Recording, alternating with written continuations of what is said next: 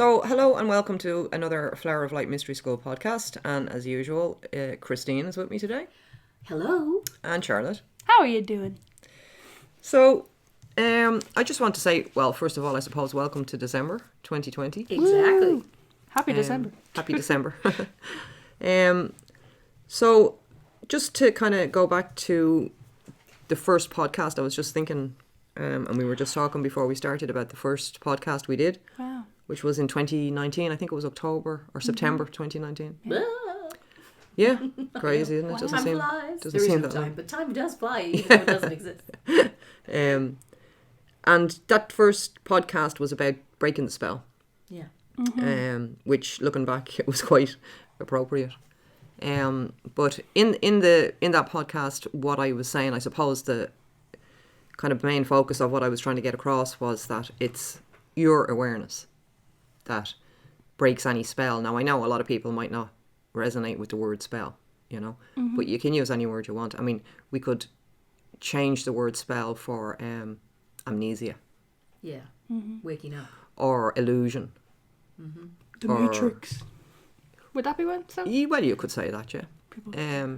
I suppose what I'm saying is when you have been lulled into having an experience that's not entirely of your creation because you forgot that you were the creator. Yeah. So in other words, you have forgotten your own power for one reason or another. Now that's because, I mean, it's your soul contract. You contracted to do it. But also within that contract, the reason you contracted to do it was so that you could wake up and remember again. Yeah. So that's what I'm saying, and I'm saying it in the sense of if something that has made you forget, even though on the highest level it is your own soul contract, but when you're in the illusion, let's say, you might consider what I'm saying, that you might feel it like a spell, Yeah. like you're under a spell. Now, I'm not saying you are, I'm just saying that when you're deeply in the illusion, Yeah. it feels that way. Yes. It can feel that way. And in actual fact, that is kind of the way it works. And you're not even aware of it. You're not aware, well, you never are. Yeah. That's the illusion. So, and that's the way it works because it works based on your own psychology, how your mind, not so much your physical brain, but your mind, how the mind operates on its level of understanding when it's in the illusion. I know that's a bit of a mouthful to say. What I'm trying to say, I suppose, in simple words, is 3D consciousness. But so, in order to become aware that you're in an illusion, is what I'm trying to say. You need to be aware of where the illusion is coming from. Where it's generated from? Yeah. Yeah. Now, ultimately, I'm saying it's all your own creation, it's all your own soul contract. But when you're becoming aware of it, there's steps to awareness. And so what I'm trying to say is somebody who's waking up and becoming aware now, let's say, maybe they haven't been doing it for a very long time in their life, consciously, trying to become aware or becoming aware of the fact that they're in an illusion. Do you know what I mean? And maybe they haven't been on that path for a long time and they're only waking up to it now. So their first steps, let's say, would be to identify where the illusion is coming from. Oh, okay. Okay? So that's what I mean by your awareness. So once you identify where the illusion is coming from and how it's working. Yeah, to understand. To understand it, exactly. So when you understand something, you stand under it, don't you? That's right. Yeah. You know what I mean?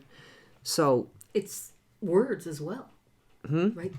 Part of the spell is the words that you speak. Spell. Well, yeah, Spelling. language. We discussed language in the Tower of Babel. Yeah, and I all was that. just with the point of like breaking the spell. Yeah, like, absolutely. Well, spelling like you were words, saying, right? understand. Yeah, and the language. words do create a spell. Oh, that is part. It's a huge part. Yeah, absolutely.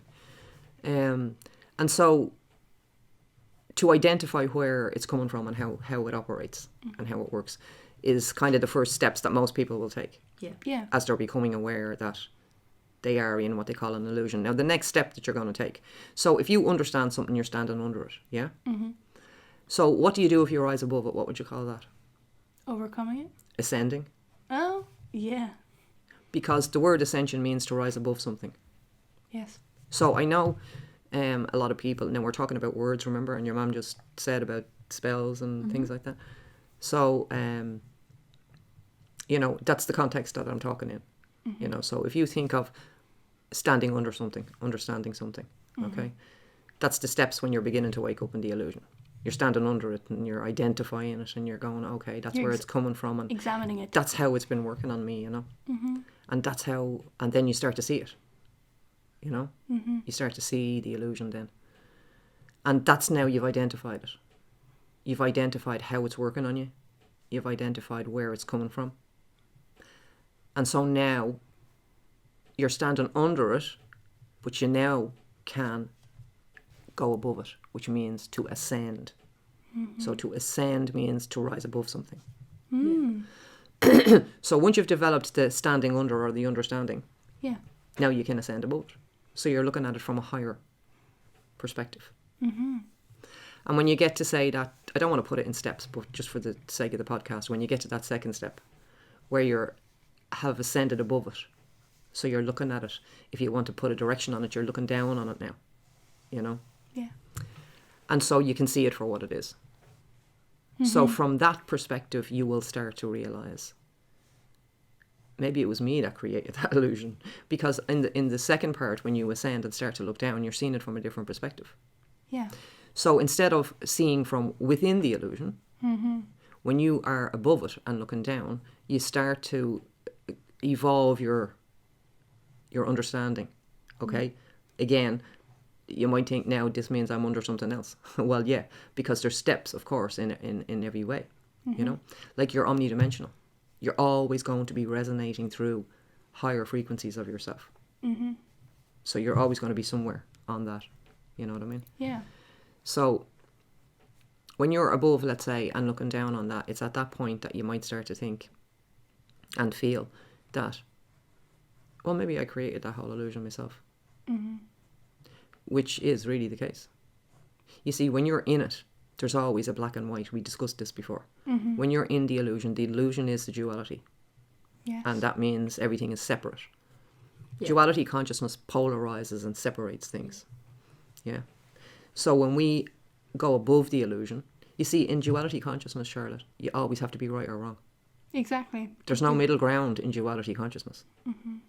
You're either with me or you're against me. That's it, yeah. Exactly. It's either night or day, hard or soft, you know? That's duality consciousness.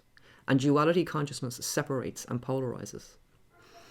But you see, because we're moving into the energies of, you know, the shifting energies of 2020, and as we'll talk about, 2020 vision, Yeah. and the age of Aquarius, you know? And of course the 2012, which, you know, the prophecy of the Maya never said that something was going to happen on the 21st of December 2012. It was always the period, the time of no time. So it was a period of time where people were going to be making choices. Yeah. It was like shaking the bag up and then seeing where everything falls. You know what I Snow mean? globe. Or the snow globe, yeah, even better. So when you rise above the illusion, let's say, then you begin to understand, which is another higher concept of yourself, that you created it. So then you can go on to realize that that was part of your own soul contract. But while you're in the illusion, you think it's a battle. You know? So in that illusion consciousness, you're going to be saying, okay, there's a battle. There's this on this side, and there's this on this side, Yeah. and I'm either on that side or this side, and there's obviously a battle. There's a battle between light and dark, night and day. You know what I mean? But when you rise above that and start to think on the levels, when you ascend above that and start to think on the level of, well, what if it was me that created that illusion? And what if it was me that played the good guy and the bad guy? Yeah. What if I created it all? Then you can ask yourself, well, why would I do that? And when you ask yourself, why would I do that? You can get an answer. You can say, well, why would I have done that? Maybe to teach myself something. Yeah. Yeah. So now you're starting to ask higher questions. You're not in the illusion anymore. You've ascended above it. Yeah. And with that process of ascending above the illusion, the battle is over. The battle ends. because you're no longer in the right and wrong of it. Yeah. You're in, if you want to say, the middle ground or the third way, which in terms of, you know, the Trinity, the male, the female, and the child, that's the child. Yes. So the third way is the gateway. Now, this has been used in all ancient philosophies, in mystery school traditions, in religions, this Trinity, you know? Yes. And so the middle way was symbolized by, in certain religion, Jesus. Yeah. In ancient Egypt, Horus, you know, the child. Yeah. The child of light really is what it's saying. And that is when you bring the two parts of yourself together, you know. You know, there's a word, hemisync, Yeah. which is hemisync, which means bringing the two hemispheres of your brain in sync with each other. Oh. That's the same thing that I'm saying about your male and female energy, bringing them in sync.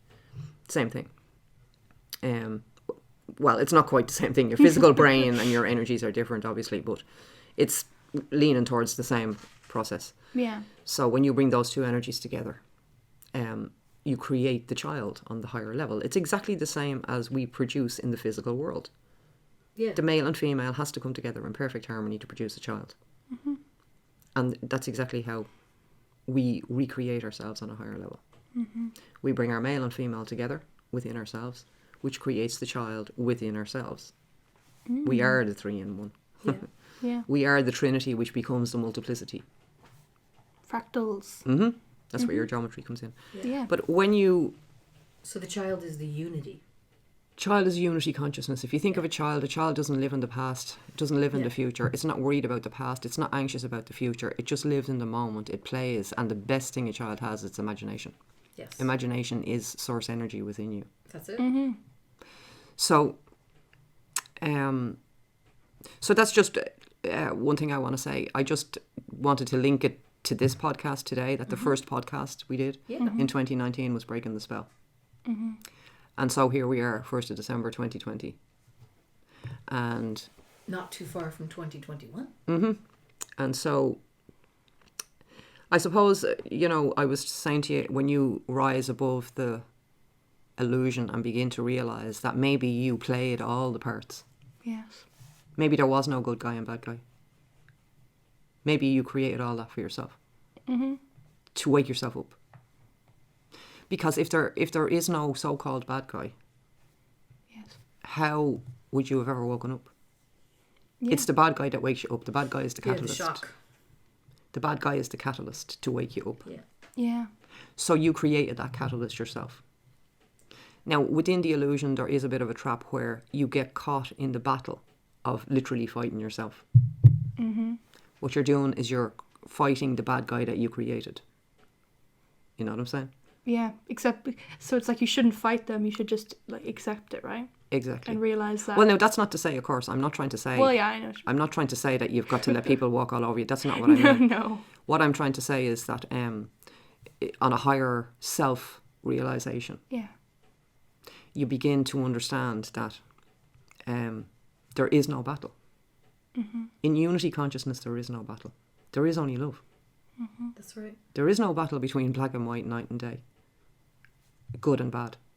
Because in unity consciousness, there is only love. The illusion, there's only an illusion of a battle. Yeah. For soul's growth. There only ever was an illusion Soul's of a growth. battle.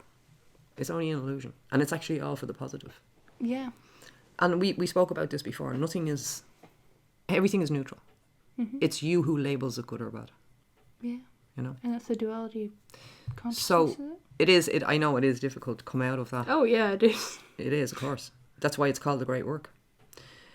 But Well, and that's why everything in the 3D is to program you and divide you, right? that's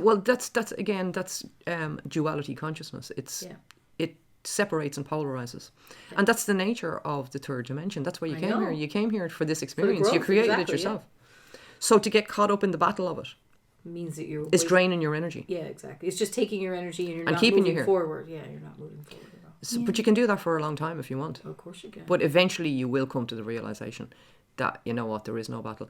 And if there's a battle, it's because I'm creating. That's it. If you don't enter the battle and you don't give it your energy. there is no battle. I mean, look, does the world still exist when you close your eyes? Who knows? Einstein asked that question. When you go to sleep at night, where does your world and all your illusion and your battles and your aspirations and your worries and where do they all go when you close your eyes at night? It just disappears, doesn't it?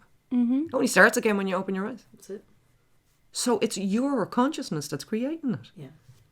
When you're not here, it's not there. You know? Every night you're showing yourself what an amazing genius you are. You drop your whole consciousness every night. You drop your illusion every night and you go to sleep. You do what you call going to sleep. And that does not come into action again until you do what you call waking up again in the morning.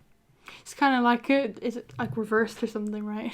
Yeah. Rather like when you're going to sleep, you're waking up. Exactly. Now when you're waking up, you're going to sleep. Guys. Exactly. Well, actually, when you It's Alice in Wonderland. Yeah, well, that's why it's there. And the mirror, just basically that when you Well, now I just want to interject here. Alice in Wonderland, for some people, would have some negative connotations. I know. So we're Fair, actually yeah. discussing it on like the higher levels of Yes. those interpretations. exactly. Yeah. No, I was just saying when you wake up, you're back in the illusion. Like, so that's lower energy. But when you're asleep, you're multidimensional. You're out of your body. You're omnidimensional whether you're awake or asleep. Okay. It's just that you don't realize it when you're. Yeah, when you're in the illusion. Yeah. Illusion. Okay. You know. So I'll write that down. So for a long time, I mean, I know most of the time I generally talk about, I suppose, things like the Tower of Babel, the Great Pyramid, the connection between Ireland and England, those things, you know. I don't often talk about my own guidance, if you like, Yeah. but I've been guided to talk about. But now. So one of the things that I've been told to talk about is guided the word, not told, guided to talk about is about your real eyes. So again, it ties into what we were saying about when you rise above the illusion and you're looking at it from a different perspective. So you're seeing it with your real eyes, and your real eyes are the eyes of your soul, the eyes of the intelligence of the heart, you know. You could say the third eye, but then people will say that's one eye, but let's not be pedantic about it, like, do you know what I mean? Your real eyes means, like, when you say, for example, I realize something. Usually when you say, well, almost always when you're saying I realize something, it means that you've had a revelation. You'll say, oh, I just realized, this, or I realized that, It's always in reference to a revelation. So when you're actually saying I realize something, what you're saying is, I have seen that with my real eyes. Wow. And your real eyes are what we just discussed in the last previous few minutes, are when you have ascended above that illusion, if you like, and you're looking down on it. Now, I'm only using the words up and down for visuals, I suppose, for illustration purposes. So you have a higher perspective. Sorry. Okay, I'll put it in a simple. There's in the Hermetic, I think it's the Kabbalion Hermetic writings. There's an axiom that says, to avoid the pains of the lower planes, vibrate on the higher. Wow, there you go. So I probably should have just started off with that sentence, and that sums it up, doesn't it? I could have saved myself a few minutes talking there. So the idea of 2020 as well. I mean, a lot of people are talking about the 2020 vision. Yeah. And that is tying in with the 2012. Yeah. I mean, a lot of people. I was in Egypt in 2012. I was on the Giza Plateau for the 21st of December 2012. Well, I wasn't on the Giza Plateau for the 21st because I think I've talked about this before. The plateau was closed. But I was on the plateau because the place I stay in is right beside the plateau. So effectively I was. Yeah. But they had the pyramids closed for that day, coincidentally. Surprise. Yeah, but a lot of people in the, I don't know what you want to call it, new age, spiritual, whatever you want to call it, community, after 2012 went very quiet, because they didn't know what to talk about, because everybody was talking about 2012 up to that, and because nothing happened on that day as far as everybody was concerned, nothing happened. There was no big, I don't know what people expected, but anyway, nothing effectively happened. It just was like another day, which I said that to people. I'll see you on the 22nd of December. You know what I mean? Nothing is going, like, because I knew it was not anything like that, But having said all that, when I was at the Giza Plateau on the 21st of December 2012, there was 2 suns. Wow. Yes. There was 2 suns setting on the Giza Plateau. And I was not the only person that saw it. Wow. There was 3 of us, at least. And I think maybe, I can't remember if the 4th person saw it, but there was 3 of us at least that saw it anyway. We tried to take pictures, but for some reason we couldn't get them out. They didn't come out. But yeah, that was really interesting. But so... And I'll just say that's something that's been happening again. And that was the 11/11. It was a gateway. It was like a nodal point where a timeline was either going to go one way or another, if you like. Actually, it really was. It was all about the timelines. It was, yeah. No, so it's major things happened that day. Well, not on that day, of course. It wasn't just on one day. Major things happened, but you see, when huge things like this happen, you don't see it straight away. Yeah. It takes time to unload. It's like if you get a download, it takes time to integrate it. Or realize it. Exactly. Very good, Charlotte. Dun, dun, dun. You see, and language is very important because you're constantly telling yourself something. Yes. Yeah. As you're really speaking. is. Because remember, in the beginning was the word. The word is your vibration. And a huge part of that is your spoken. Yeah. What you speak. Yeah. So you literally speak your world into manifestation. You do, yeah. You are Thoth singing the universe. That's right. Singing Into it creation. Into creation. Yeah. Expressing the desires of Ra, which is your heart. You see? But what that's telling you is that the word and the heart have to be in sync. Because if they're not, then you won't be creating That's it. beauty and joy for yourself. Yes. Wow. And for others, of course. Yeah. Well, So this could be the thing where people have lessons and things because they say what they want, but it's not examined through their heart energy. yeah, that's the whole thing. I mean, I've talked about it before, weighing in the heart. Yeah. Which was if you want to say, initiation process, the part in the Book of Coming Forth by Light. Yeah. That took place, if you want to put a physical location on it, it took place at the Giza Plateau. And the Giza Plateau, the old name for Giza Plateau was Ross Tau. That's right. And Ross is red, Tau is the Tau cross. So it's Red Cross or Rosy Cross. It's how the Rosicrucians It came got into their being. name. And the Grand Master, at least certainly one of the main Grand Masters of the Rosicrucians, was Akhenaten. Yes. So the time between 2012, where people thought nothing actually happened, and now 2020, it's an 8-year period, isn't it? Yes. 8 years Yeah. between 2012 and now. So if you think of the chakras, like the 7 chakra. So imagine the illusion we were talking about. Now, I'm only using this again as a visual. I'm not trying to say your 7 chakras are an illusion. I'm saying imagine that the 7 chakras were the whole complex vibrations of the illusion. Yeah. Right? And when you reach the 8th chakra, so like the octave, Right. when you reach the 8th one, it's like the very first note on a higher octave. Yeah. So that's what I'm saying. This 8-year period. So now 2020 is like the higher octave of Ooh, okay. 2012. Yeah, exactly. Nice. Do you see what I'm saying? Yes. So of course we're talking about, the shift of energy in the age of Aquarius. So, certainly between 2012 and now, it's been like bookends. 2012 and 2020 have been like bookends, if you know what I mean, of a period of time where people, I don't want to say time, a period of experience where people were literally evolving out of time. That's why I don't want to say time. Yeah. Evolving out of the illusion of time and space. Yeah. And into their omnidimensional self. And that's what's, of course, coming into the age of Aquarius and the shift and all that was predicted. But of course, one of my podcasts wouldn't be complete if I didn't mention the Great Pyramid. Do you know what I mean? Of course not. So, I suppose another part of this is to kind of call on and awaken, Yeah. maybe as well. All those who aren't quite awakened to their own calling, if you like, and their own reason why they came here. And what I want to say is now is the time that we're remembering. And what we're remembering is that we agreed to forget. Exactly. We agreed to forget when we came here. That was part of our agreement, that we would forget what we know. Mm-hmm.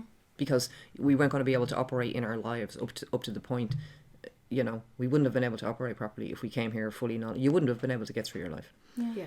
So any light workers out there who struggle through life, and huge amount of them did, including myself. I don't mean to be ungrateful. I've had a beautiful life and will continue to have one. And I'm grateful for everything in my life.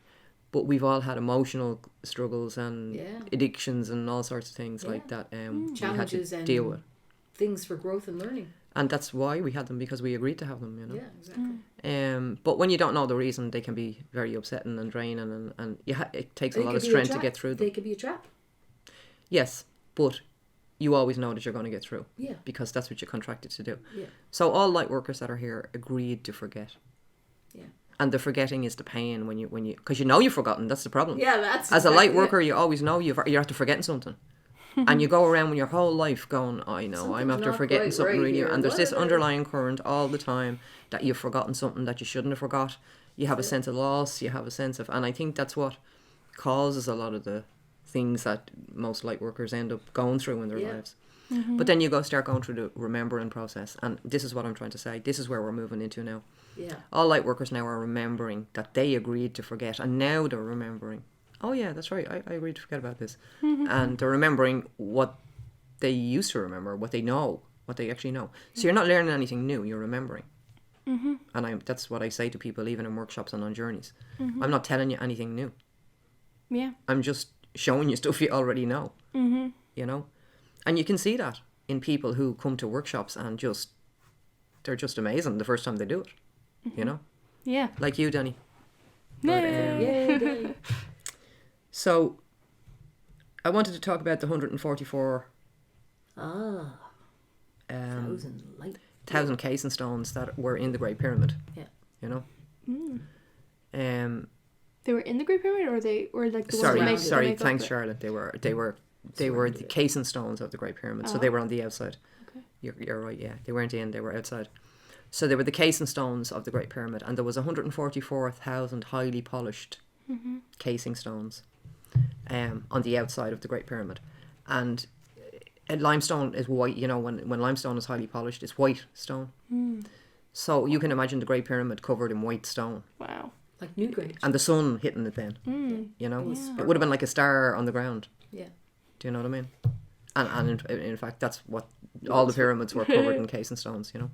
Now, there's different ideas of what colours those casing stones were, but I think everybody agrees, well, they don't have to because the stones are still there.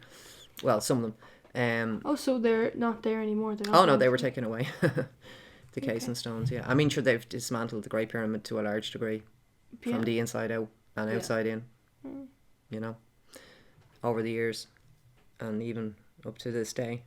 But anyway, so the 144,000 casing stones is for you've heard of the 144,000 rainbow light warriors. Yeah. That have been predicted by all ancient cultures, you know, all the ancient cultures. But I suppose most of us would be familiar with the Maya and the Hopi, you know, prophecy of the rainbow warriors, the light warriors, that would come at this time, the age of Aquarius. Now, Dolores Cannon also talks about them as well. Yeah. And she talks about them as the 3 waves of volunteers. Ooh. The first wave, the second wave, and the third wave, the children. And the concept of the new earth, which is the same as what I'm saying, you know, the new cycle of precession. And I don't want to get into that because that's a whole podcast in itself, but the precessional cycle is a period that we go through in terms of, if you can imagine the zodiac wheel, we usually think of that as the cycle of a year, okay? But it's also called the Great Year, and that's a cycle of 25,920 years. Whoa. And we are now completing one of those cycles. What was that again? 25,000? 920.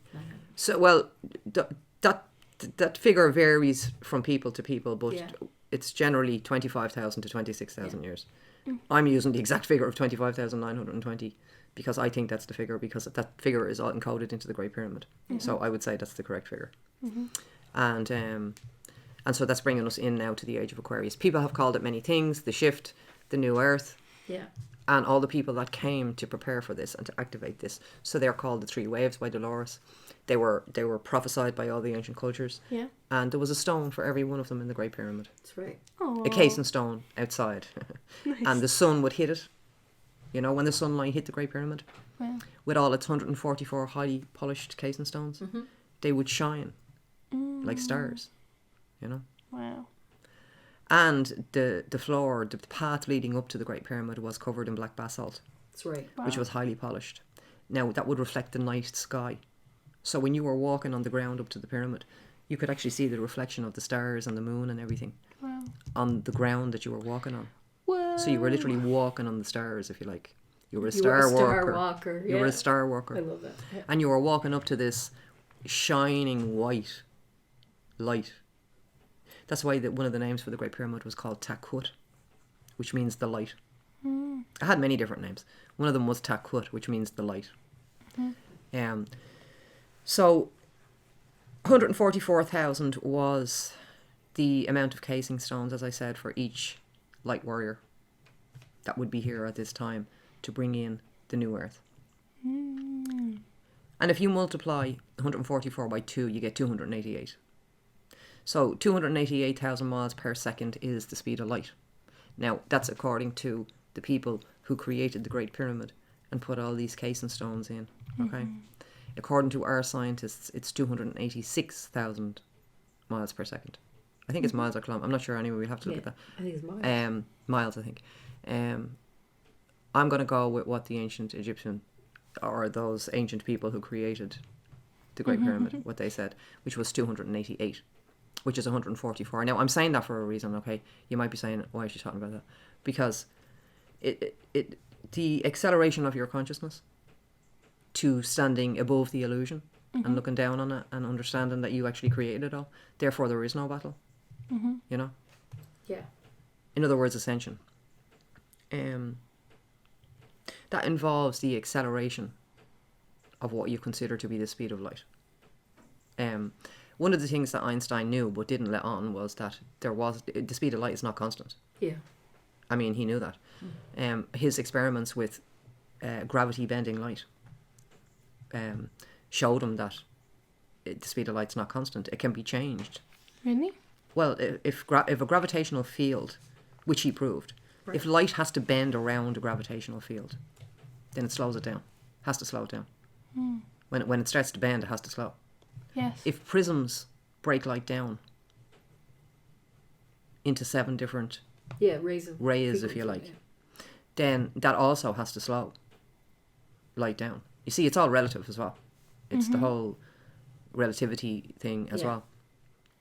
But anyway, what Einstein knew, and certainly Tesla as well, was that first of all, it's not constant, and second of all, there is faster than speed of light.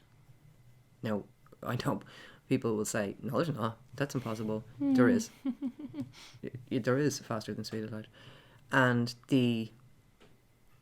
people often say that the illusion, or as you said just earlier on, I don't necessarily like that, but the Matrix is like an invisible prison, which is not really the way I like to think. But anyway, Prison or prism? Prison. Yeah, but very good point, Charlotte.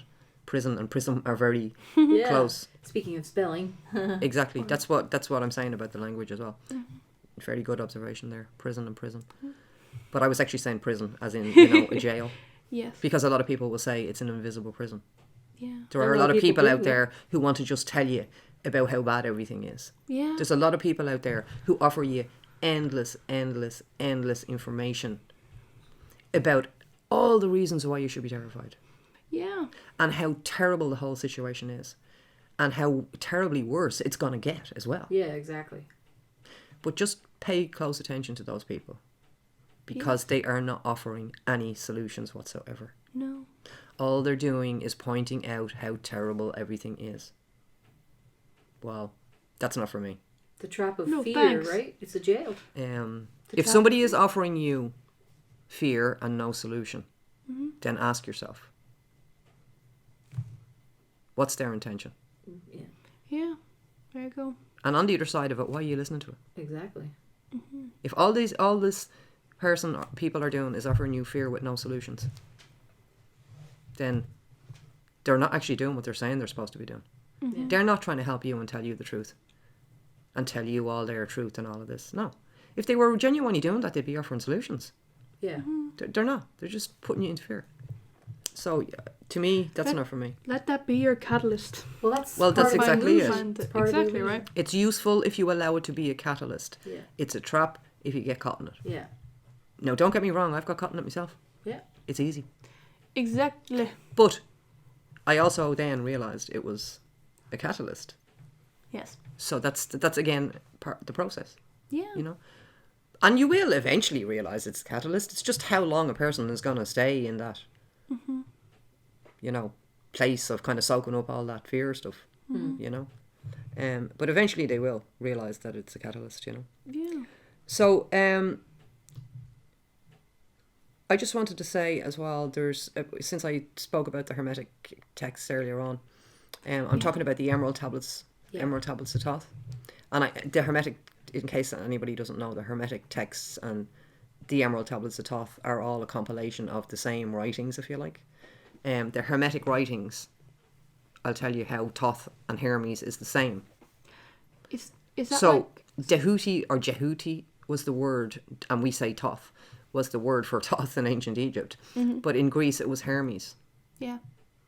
So when you say the Hermetic writing, you're really talking about all, when I would say like the Emerald Tablets of Thoth, that would be considered Hermetic writing. Because Hermes is just a Greek word name for Thoth. Yeah. Yeah, for a second. And Mercury is also the name for Thoth. Yeah. And Enoch is also a name for Thoth. And Jesus is also a name for Thoth, you know. So, and Thoth is really representing thought, Yeah. That's what it really means. Thought. consciousness. Yeah. That's really what it is. Wow. So we have the Emerald Tablets of Thoth. And the Emerald Tablets of Thoth talk about how deep in the halls of Amenti lies the flower of life and light. So the barrier, as I said to you earlier, I don't think I finished that sentence actually. The barrier to what we call the illusion of the matrix Yeah. is the speed of light. It is the speed of light. That's the barrier to it, if you know what I mean. That's how it's surrounded. Do you know what I'm saying? Yeah, it's like enclosed in that. Exactly. And then you can go out of the gateway. You can go. to- Yes, to- you can go to outside that. Go up higher, right? So In that way. Actually, I have a strange. if you went beyond the speed of light, you disappear from this third dimension. Yeah, exactly. Actually, Antoinette, have you ever seen the image of an egg with a snake wrapped around it? I believe it's supposed to be a symbol of a hermetic school initiate, a student. Yeah, I have seen that. Yeah, and there's a lot of references, like to the egg as well in the mystery the egg, schools. Yeah, metamorphosis and all this. Yeah. And of course the serpent is closely associated with Hermes. You know, the rod of Hermes That's what I meant. Yeah, is the caduceus, the two intertwined serpents. with the wings on top. Yes. Yeah. So the wings on top represent the right and left hemisphere of your brain. And you know the way when you see the caduceus, it has the ball in the middle? Yes. Well, that represents your third eye. Oh, wow. Or the unification point, if you want to say. So the rod is your spine. The two serpents going up, intertwining all the way up, is your Kundalini energy, Yes. male and female. It's called Ida and Pingala as well. Right. And they meet at the third eye, which is represented by the ball in the middle at the top of the caduceus. And then the two wings on either side represent the right and left hemispheres of your brain. Because your pineal gland, what's called your third eye, and your pineal gland is made up of a trinity. It's the pineal, pituitary and thalamus. So it's those three things together. That is called your third eye. Wow. Yes. And that's located at the exact centre of your brain. And they're actually encased in a thing called, now I'll have to look up, I wasn't actually going to talk about this, so I may be saying the wrong thing. I think it's a fornica, I think it's called. I'm not 100% sure, I'll have to look at it again. But the area that encapsulates the third eye is actually the shape of the Eye of Horus. Yeah. Oh, okay. Wow. Yeah, it's amazing if you see it. If you did a cross section of your Slice brain. They have done it. It's on the internet. You can look it up. Yeah, yeah. The bone ridge looks like the eyebrow. Yeah, I think that's called the wow. fornica or something Yeah, like that. it is. Yeah. But actually, one other thing that I think is really fascinating to me is And that, sorry, just do you mind if I No, say go this? ahead. Because the serpent is you'll see it outside every pharmacy that's what I'm. as well, and Is that what connected you're going to. to say? Is that No, what you're? it's close. It's related. I was Yeah. just going to basically say that your entire glandular system is so important because the glandular system in the body, you know, your third eye, whatever, is the physical thing that synthesizes the light, which is the information. That's something that I found out about like a year ago, and it's amazing because, you know, people walk around like whatever your glands are. It's like, but they're incredibly important to the higher energy coming up is going to be delivered to you through the light. Well, that's it. So I mean, how do you synthesize that light? Well, by having your glandular system working properly. Yeah, and that's it. The body is a series of systems. It's not just one thing. Like That's you it, have exactly. so many different systems. You have a skeletal system, a respiratory system, a lymphatic system, a nervous Yes. system, and as the bodies go out, they get more subtle. And then you have an energy system, Yes, exactly. which is completely invisible. Yeah. But it's in your So you're actually like an onion. You know what I mean? You have these layers and layers, and as the layers go out from your physical, they get finer and more subtle till they become completely invisible, and that you would say you're energetic. You know, your field of energy, if you like, that you can't. Electromagnetic, your Yeah, heart, but it's right, just your as brain. connected to your. Yeah, because you're an electrical being and the magnetism is made by your heart. Well, without it, your body would do what you call dying. So, I mean, what is it that Yes. leaves when a body dies? I mean, if you've ever seen, and okay, I'm sure we all come to it at some point. If you ever see somebody who's dead, Yes. or if you're with somebody who's dying, there's something that leaves, Yes, and what's left is not the person that you knew. exactly. So the question has always been, what is it that leaves? Because all you're left with is a body. That body is, it's not animate anymore. Yeah. It can't move around. Yeah. It's not your dad or your brother or your sister or your mom or your whoever. Yeah. It's not that person anymore. No, it's I just... when my mother died, that was the thing that really terrified me. When I went up, I went to kiss her goodbye. I think that's what, it wasn't her anymore. No, like, and I think there was a person at the end of the room, but it wasn't her anymore because she had so much life force. Exactly. Well, that's what it is that leaves. And that is what is eternal. Exactly. Nobody ever said that your physical body was. Your physical body is a thought form. It is your own energy. And when you withdraw that energy, which is what we call dying, then the physical form rots away. Yeah.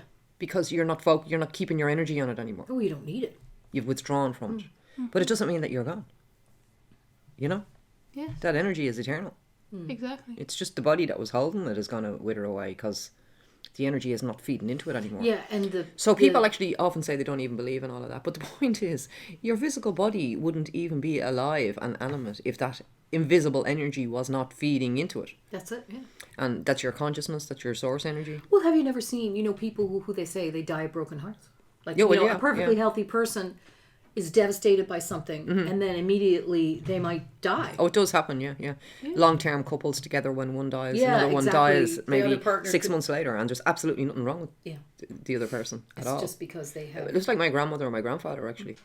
My grandmother died, and within, I think, 10 or 11 months, my grandfather died. And there was nothing wrong with him. Yeah. So it does happen. So there is evidence of it all the time. And doctors and nurses would see this all the time as well, whether they talk about it or not. Yeah, well, some of them do and some of them don't, I suppose. But But anyway, I was thinking when you were talking about the Hermetic texts and all the different words for Thoth, which is actually thought. And then I remember seeing this image recently of the egg and the serpent around, the serpent. Yeah. Coiled around it. Yeah. Well, as you said, the egg, of course, means and symbolises so many things, like the egg of metamorphosis. Yeah. That's Hermetic work. And in a lot of the ancient traditions, the universe came out from an egg. That's right. Surrounded by a serpent, you know. Oh, because really? because the serpent represents many things, but it also represents energy. So energy travels in sine waves. It travels in different types of waves as well. Waves are measured in different... Yeah, the sine waves... there's sawtooth waves, there's box waves. Yeah. But a sine wave does kind of look like an undulating serpent. Yeah. Well, I'll just say real quick. So it's the symbol for two energy. artistic symbols to see these things are, one, all the curbstones around Nouth Oh, yeah. Delft and everything. Oh, They yeah. have all those Spirals. patterns, the sine waves, and in Yeah, oh, the yeah. the Fornox. Yeah, they're all Beautiful cymatic ones. patterns. Yeah, cymatic patterns. So really all the symbols are sound made visible. Yeah. That's And- what cymatics is. If you want to look at it, And cymatics then is. another Hermetic Egyptian thing that I love is in all the tombs that we went with you. I've been a few times to Charlotte. The last time we were there in March, is the serpents on the walls in the Yeah. tombs that we went to. They just look like sine waves. Well, I know the one They you're have thinking loads of. You're of thinking other of the, meanings, but at a purely pictorial level, it's the same thing. the ones on the wall in that tomb you're thinking about, Yes. KV14. I know the one you're Yeah. thinking about. Those, if you Or remember, the gilded walls. if you remember the image on the wall of Yes. of the undulating serpent, Yes. and in between each coil there was a person standing. Remember, Yes. if you counted the people, there was 7. Yeah. So in that representation on that wall in that tomb, it represents the coils of time. Yeah, so there we are, back to what that's what I'm Yeah. saying. The visual imagery is there, which is my passion. Yeah. The visual imagery. It's so rich and it means different things to different Yeah, people. Like yeah. it's open for interpretation, just like all the information. And the is 7 as well. chakras, of course, and Yeah. the 7 directions of space. Yes, yep. The and omnidirectional space and time. Exactly, and there is 7 directions. There's 6 Yeah. of up, down, front, back, right, left, and center is your 7th direction. So there is seven directions. So yeah, I mean, I think mainly the focus of the podcast was to kind of call all the light warriors to tell Yes. them to kind And of welcome December and wake up and welcome December, and to remind them that this is the time that they came here for. Yes. That if they've struggled through their life because they forgot, don't worry about it. We all did. Yeah. Because that's what, you know, my guide, if you want to say Mm-hmm. it that way, just a couple of days ago said, "Aren't you absolutely brilliant? Look at how well you forgot." And I want everybody to pat themselves on the back and say, We're doing an excellent job. "Wow, how brilliant I am. Look how well I forgot." Yeah. That's it. Because we did. That's what we were meant to do, That's right? what we were meant to do. Well, you know what? You're going to wake up and have a great time because you forgot so well. Yeah, because you're such a brilliant Well, yeah, forgetter. you can't remember unless you've forgotten. So, it, and you exactly. can't like learn something about your soul, right? That's Creating it. yourself into different reality, if, like, you it. know. That's Or- it. And now's the time, you know, as we say about the age of Aquarius, it's the water bearer. That's it. Even though I think Aquarius is an air sign, isn't it? Yes, it is. But it is the water But it's bearer and symbolized by symbolic. so we're looking at water and air. And we've been in kind of earth and fire. Oh, earth and fire for a long time, you know. So I think we're going like air is related to like your Thoughts. exactly. And water, of course, is your emotions. And purity and female energy. Yeah. So, And so, and of course, when you think of the water, it's what does water do? It cleanses, yeah, purification. you know, Baptism. quenches thirst. I, well. I do like water myself. I do, but so you know, all of those things coming together. Now is the time that all the light workers, for example, or as Dolores would say, the volunteers, are now remembering who they are. They're waking up, and the interesting thing, and I'm noticing this myself as well, that you're now everything that you did over the years that seemed to be random and not connected, and okay, some of the things you might get connected up and others you didn't, you know. But now all those things seem to be connecting up, you know, like painting by numbers, you know. Yeah. It's like they're all kind of becoming a coherent picture now. And you know, we're all remembering now, you know, what we learned and bringing all the skills that we've gathered in all our years of kind of randomly doing things and not really sure why we're doing them, but we do them anyway. Yeah. All of those things, we're bringing all the skills that we have gathered in this cycle and remembering what we already have. Yeah. And it's all coming into play now. Yeah. So I just want to say for like all the light workers really to know that the 144,000 was a number that was taken because it represents the speed of light, of course, okay? Yeah. But that's not to say that there's only 144,000. And what I want to say is, this is what I'm being guided to say, that the 144,000 and more are all strategically placed all over the planet. They're all exactly where they should be. Right. They're in the exact place at the exact time doing the right thing. So anybody out there who feels, oh my God, I'm not in the right place, I should be doing something different. I actually felt that way myself for a while, but I can tell you, you are in exactly the right place, doing the right thing. And if you just stop and realise that you're in the right place and let go of what you think where you should be, you'll realise you are in the right place. And Because we're all strategically placed. Yeah. And the thing is, we're all connecting with each other. We may not have met each other. We may not know each other. Some we do, some we don't. But we're all connected. And we're all now sounding our vibration to bring in the new earth. That's right. And the new earth arises from within. It doesn't come from the outside. Exactly. If you're looking at outside and waiting for all that to change, you're starting from the wrong place. There you go. I agree. The new earth comes from within you. And then it resonates out. Because you are the creator of your own reality. Exactly. And December 12/12 is coming, and December 21st is coming, and so it's all inner work to arrive at the right place in the right time. And I feel, because I feel it, it's not to be thought about, Exactly, yeah. but it's to be felt in your heart chakra. It's definite a movement into the heart, the intelligence of the heart. So we are going to do another podcast. Yes, we are. And what I'm going to do actually is interview a man I've known him a long time, but And Charlotte and I as well. We've known him a long time. And I just met him there quite recently again. And his name is Kiri. And I suppose maybe some people out there who are listening would know him. You'll find Kiri most of the time at Tara, but you do find him visiting other sites like Luxor and other places. He's a wealth of wisdom. He's an absolute druid, a poet. Absolutely. And a lovely gentleman.